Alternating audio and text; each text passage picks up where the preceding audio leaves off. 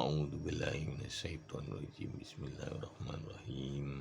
Kita melanjutkan membaca tafsir Al-Azhar ayat ke-6. Ayat ini mengikuti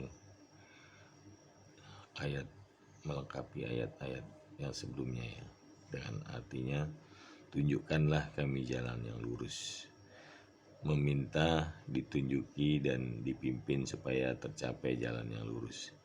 Menurut keterangan setengah ahli tafsir, perlengkapan menuju jalan yang lurus yang dimohonkan kepada Allah itu ialah pertama al-irsyad, artinya agar dianugerahkan kecerdikan dan kecerdasan sehingga dapat membedakan yang salah dengan yang benar. Kedua, at-taufiq, yaitu bersesuaian hendaknya dengan apa yang direncanakan Allah.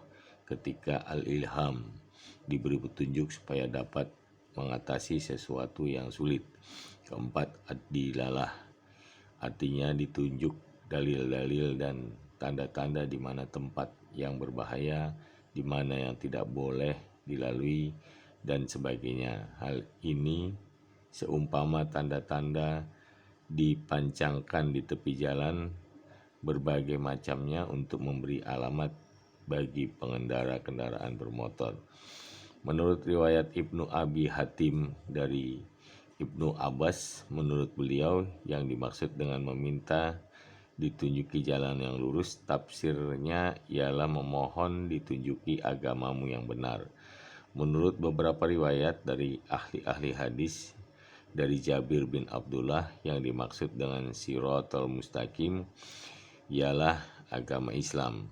Dan menurut beberapa riwayat lagi, Ibnu Mas'ud menafsirkan bahwa yang dimaksud dengan Shiratal Mustaqim ialah kitab Allah, Al-Quran.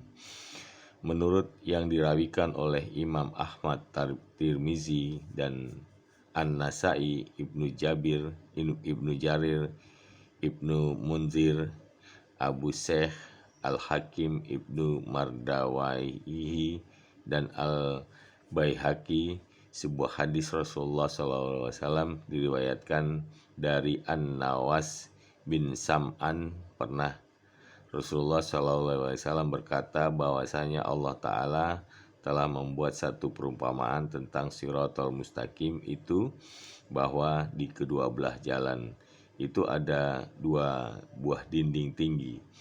Pada kedua dinding tinggi itu ada beberapa pintu terbuka, dan di atas tiap-tiap pintu itu adalah lelansir penutup gorden.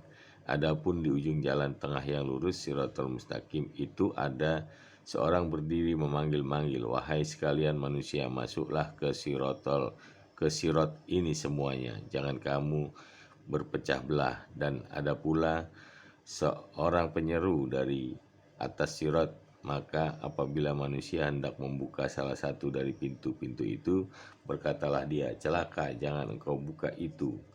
Kalau dia engkau buka, niscaya engkau akan terperosok ke dalam. Maka kata Rasulullah selanjutnya, jalan sirat itu ialah Islam, dan kedua dinding sebelah yang menyebelah itu ialah segala batas-batas yang ditentukan Allah, dan banyak pintu-pintu terbuka itu ialah segala yang diharamkan Allah. Penyeru yang menyeru di ujung jalan itu ialah kitab Allah, sedangkan penyeru yang menyeru dari atas itu ialah waiz, pemberi nasihat dari Allah yang ada dalam tiap-tiap diri muslim. Berkata Ibnu Katsir dalam tafsirnya bahwa hadis itu hasan lagi sahih. Maka semua penafsiran tadi dapatlah digabungkan menjadi satu. Shiratal Mustaqim memang agama yang benar. Dan itulah agama Islam. Dan sumber petunjuk dalam Islam itu tidak lain ialah Al-Quran. Semuanya dapat diambil contohnya dari perbuatan Nabi Muhammad SAW dan sahabat-sahabat beliau yang utama. Hanya seorang ulama saja mengeluarkan tafsir agak sempit, yaitu Fudail bin Iyad. Menurut beliau, Shiratal Mustaqim ialah jalan pergi naik haji.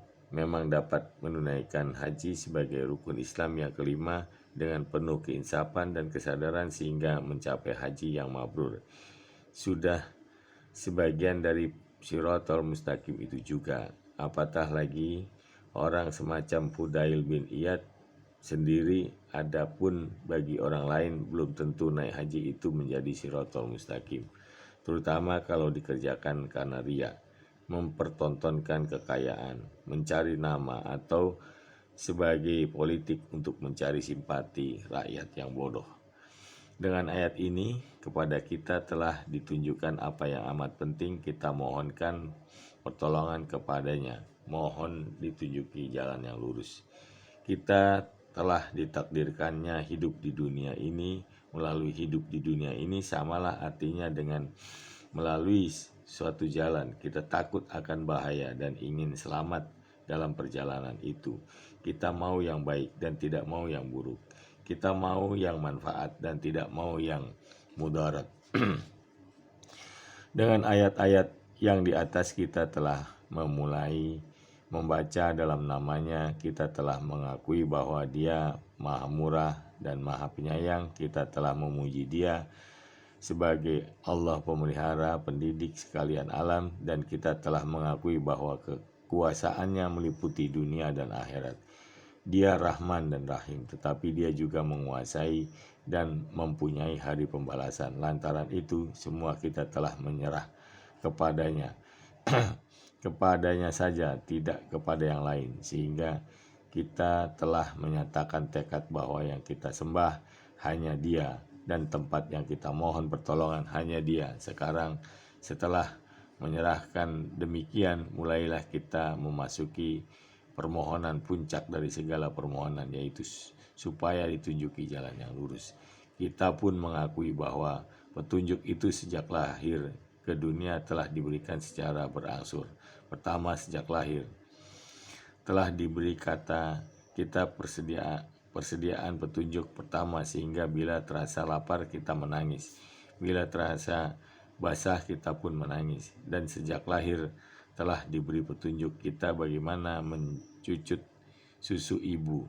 Setelah itu dengan berangsur-angsur dari hari ke hari, bulan ke bulan berangsur, kita dapat memperbedakan bunyi yang didengar dan warna yang dilihat. Dalam masa perangsuran itu kita diberi naluri untuk perlengkapan hidup sebagaimana yang diberikan sekaligus kepada binatang. Akan tetapi pada binatang terhenti hingga demikian saja, sedangkan pada kita manusia diteruskan lagi dengan pertumbuhan akal dan pikiran. Akallah yang memperbaiki kesalahan pendapat panca indera pada mata melihat dan merasa kita ketika kereta api yang kita tumpangi berhenti di sebuah stasiun, dan bahwa ia telah berangkat pula, padahal yang berangkat itu belum kereta api yang kita tumpangi itu, melainkan kereta api yang di sebelah. Dan sebagainya, mata melihat tongkat yang lurus dalam air menjadi bengkok, sedangkan akal menolaknya. Akan tetapi akal saja belumlah cukup menjadi pedoman, sebab dalam diri kita sendiri bukan akal dan panca indera saja yang harus diperhitungkan. Kita perhitungkan juga syahwat dan hawa nafsu kita. Demikian juga naluri-naluri yang lain. Kita kepingin makan dan minum supaya hidup, supaya berketurunan. Kita ingin mempunyai teman hidup. Laki-laki mencari perempuan dan perempuan menunggu laki-laki. Kita ingin mempunyai apa-apa. Kita ingin mempunyai persediaan, kita ingin, dan orang lain pun ingin untuk mencari apa yang kita inginkan itu. Kita pergunakan akal. Adapun orang lain untuk mencari keinginannya mempergunakan akalnya juga. Kadang-kadang seluruh orang menginginkan satu macam barang, maka terjadilah perebutan. Mendapatlah siapa yang lebih cerdik atau lebih kuat. Kadang-kadang tampak suatu hal yang diperlukan dan sangat diinginkan. Dipakailah segala daya upaya untuk mencapainya. Setelah didapat ternyata membawa celaka pada diri. Ada hal yang pahit mulanya dan manis ujungnya. Ada pula sebaliknya. Dengan demikian pengalaman manusia menunjukkan bahwa akal saja tidaklah cukup untuk mencapai keselamatan dan kebahagiaan. Mesti ada tuntunan terhadap akal itu sendiri. Itulah hidayah agama. Untuk itulah rasul-rasul diutus dan kitab-kitab wahyu diturunkan. Rasul-rasul dan kitab-kitab wahyu itu diutus dan dikirim Allah, Tuhan sarwa sekalian alam, Maha Pencipta dan Maha Pemelihara. Dengan perantara Rasul itulah Allah mengatakan bahwa di belakang hidup yang sekarang ini ada lagi hari akhirat. Untuk memperhitungkan perbuatan dalam perjalanan hidup itu, bagaimana pemakaian panca indera dan bagaimana pemakaian akal. Adakah ia membawa maslahat bagi diri sendiri dan bagi sesama manusia dan bagi hubungan dengan Allah? Itulah yang kita mohonkan kepada Allah agar kita ditunjuki jalan yang lurus itu. Menurut pelajaran ilmu ukur ruang garis lurus ialah jarak yang paling dekat di antara dua titik. Maka di dalam Shirathul Mustaqim yang kita pohonkan ini, dua titik itu ialah yang pertama titik kita sebagai hamba dan yang kedua titik Allah sebagai Tuhan kita. Kita berjalan menuju Dia dan kita datang dari Dia. Maka mau atau tidak mau, tetapi kita adalah dari Dia, menuju Dia dan bersama Dia. Karena kebanyakan rintangan kerap kali kita lupa akan hal itu, atau ada mengetahui tetapi tidak tahu jalan mana yang akan ditempuh. Kadang-kadang disangka sudah jalan lurus itu yang ditempuh, padahal sudah berbelok pada jalan yang lain. Kita mohon agar Dia sendiri menunjuki kita jalan lurus itu sehingga sampai dengan cepat pada yang dituju. Jangan membuangkan waktu pada usia yang hanya sedikit, merencah-rencah dan terperosok ke jalan lain. Maka yang diminta ialah agar seluruh kepribadian kita yang mengandung akal, nafsu, syahwat, perasaan, dan kemauan terkumpul menjadi satu dalam petunjuk hidayah Allah. Itulah puncaknya permohonan yang telah pada ayat sebelumnya telah kita bahwa hanya kepadanya saja kita memohonkan pertolongan. Kita tidak hendak meminta benda, kita tidak hendak meminta rumah bagus, kekayaan melimpah, dan lain-lain hal yang remeh. Kita memohon pokoknya yaitu petunjuk, adapun yang lain adalah terserah. Kalau petunjuk jalan yang lurus itu tidak diberi, walaupun yang lain hal yang remeh diberikan, maka yang lain itu besar kemungkinan akan mencelakakan kita. Shadaqallahul azim.